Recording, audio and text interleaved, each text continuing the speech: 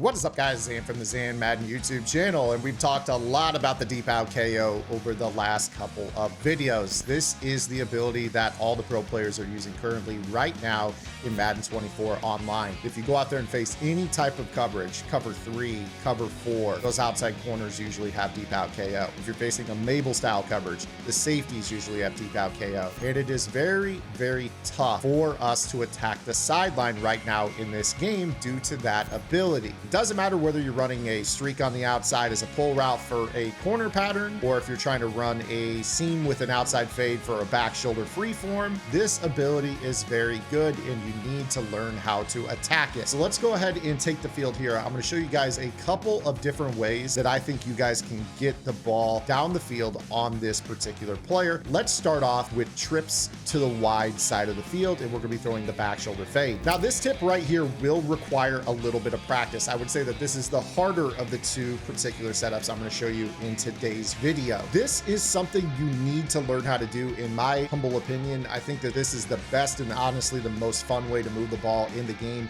It is extremely powerful once you practice and learn how to do this. We do not freeform the same way as everyone else. You guys can take a look at my freeform game plan over on my strategy website, gridirongameplans.gg, if you guys are looking for more detail. But what we're going to do is we are going to run a streak and a fade to the outside receiver. And with this particular concept, what we know about a outside third adjustment is that it must respect the verticality of the number 2 receiver. If you guys don't know how to number receivers, you number from outside to inside, with Rashid Rice being number 1, and then you have Kadarius Toney being number 2. Because of this, what this allows us to do is run 2 verticals down the seam, well, one down the seam and one down the sideline, and that pulls your deep out defender inside just a little bit, and the seam will allow us to throw a back shoulder ball for a possession catch. We're basically going to throw this down and outside and be able to get away from the deep out KO. Now, this is when the outside third or outside quarter is on the sideline. Typically, this is not going to be your Mabel coverage. They're not going to be zone dropping. You see right here with this, Gardner has to respect the release of the seam and stay over the top of that. He also has to suck inside just a little bit, which opens up the back shoulder fade for a possession catch on the sideline to our outside player. Again, this will require a little bit of practice, but it is something that is very, very powerful for you. Now, the cool thing about this route combo is that if they jam Kadarius Toney down the middle, you're actually going to be able to throw a very similar freeform down to him after he gets off of that little chuck animation, and the X receiver will be the player that pulls for him. So now I could throw the ball in this particular spot, turn around on a dime, and catch it in the pocket of that zone away from the deep out KO. So this is a very, very useful way to work against those particular abilities. Now, traditionally, a lot of you guys are used to being able to throw corners. As we've talked about, you can't really do this anymore because you're going to notice that he just has eyes in the back of his head, and it makes it very, very tough for that throw to be there. That's why this is particular meta.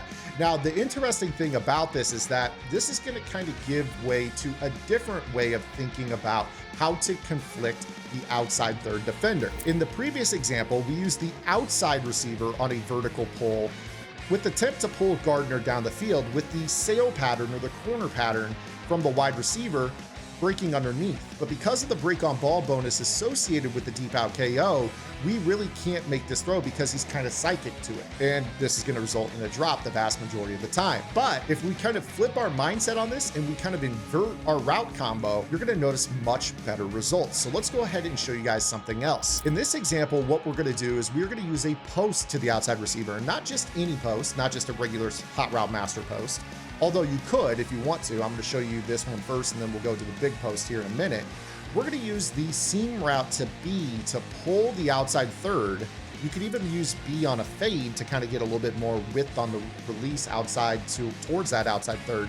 And we're going to freeform the post down underneath of this route. And you're going to see that basically that provides us the ability to have an open catch in the middle of the field. Now, you saw right there, we didn't get an animation. The reason we didn't get an animation, in my opinion, is that we get much better freeforms on these deep posts. You notice right here, the ball spotted at the 25. This breaks north of the 40, basically the 42, 43. It's close to an 18-yard break. The 18-yard skinny post is the best post to run for this concept because it really gives you a ton of room to stay underneath of the break on ball bonus. You will notice that outside thirds or outside quarters with deep out KO break better towards the sideline on throws than they do in the middle of the field. So they still get that same break on ball bonus, but they don't really drive on that throw nearly as well.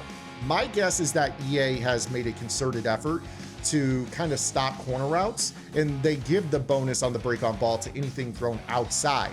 It's a little bit less noticeable when you have something that is being broken down or thrown over the middle of the field. So again, with this, we're gonna be able to pretty easily, even if I'm in press coverage, utilize this route combo and be able to throw the ball to X. All we're doing with this is free-forming down right as he cuts over the middle of the field, and you're gonna be able to kind of break this off, and you see that I can avoid the break on ball bonus. Not only does he have deep out KO, he's in the zone with his X factor on this play, and he's never gonna have an opportunity to make this happen. So anytime you're facing a zone coverage where your opponent is doing this, this is the money throw where you kind of snap off this post route and turn it into a dig, and you're going to be able to avoid the knockout abilities fairly routinely with this. So this is a great way, two great freeform tricks that you could use on the fly. You don't really need too crazy a formation or a route combo. Really, you have, you know, kind of a seam and a fade, or you've got the ability to search your playbook for a deep outside release post and have some sort of slot receiver that can run a streak to the inside on the slot. Again, when you're facing a deep out KO, flip the pull route to the inside and run the breaking post underneath of it. And if they don't have deep out KO, then you're gonna have corners or posts, whichever you want. That's today's video, guys. I hope you guys enjoyed it. If you did, make sure you guys give the video a thumbs up. If you guys are looking for more content, make sure you guys head over to gridirongameplans.gg. I've got so much content over there for you guys. I actually just released a brand new dime normal defensive scheme. I hope you guys enjoyed the video. We'll see you guys tomorrow.